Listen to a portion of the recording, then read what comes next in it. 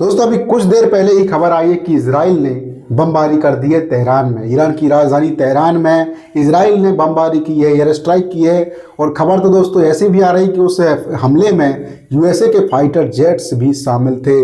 बाकी जानकारी आगे डिटेल में निकल के आएगी, तब आप तक हम जरूर पहुंचाएंगे। लेकिन दोस्तों अब किस तरह के हालात बन रहे हैं पूरे इस मिडिल ईस्ट में देख लीजिए और साउथ एशिया में देख लीजिए। दोस्तों अब दुनिया में युद्ध के नए वॉर फ्रंट खुल रहे हैं।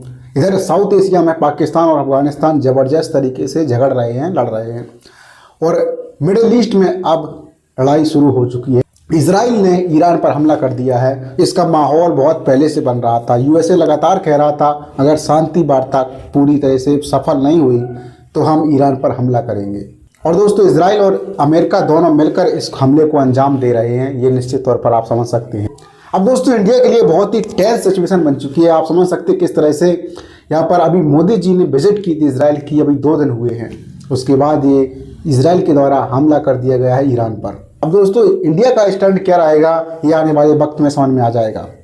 फिलहाल तो अमेरिका और इजराइल ने मिलकर शायद हमला किया है। फिलहाल अभी खबर इजराइल के नाम से आ रही है, लेकिन खबर ये भी आ रही है कि दोस्तों इस हमले में यूएसए के फाइटर जेट्स भी शामिल थे।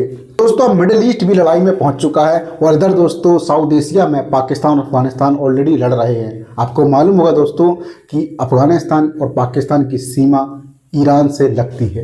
दोस्तों यूरोप में तो ऑलरेडी वॉर चल रही है, रशिया यूक्रेन। इधर मिडिल ईस्ट में फ्रंट तैयार हो चुका है और दोस्तों साउथ एशिया में भी लड़ाई चल रही है। ये दोस्तों बहुत ही ज़बरदस्त कॉम्प्लिकेटेड दोस्तों समय है जियो पॉलिटिक्स का, जहाँ पर इस तरह से समीकरण बदल रहे हैं, एक दूसरे देशों पर हमला कर रहे हैं और एक देखा जाए तो कहीं ना कहीं तीसरे विश्व युद्ध की तरफ बढ़ रहे हैं, या फिर ऑलरेडी तीसरा विश्व युद्ध शुरू हो चुका है, हमको पता बस नहीं है ऑफिशियली।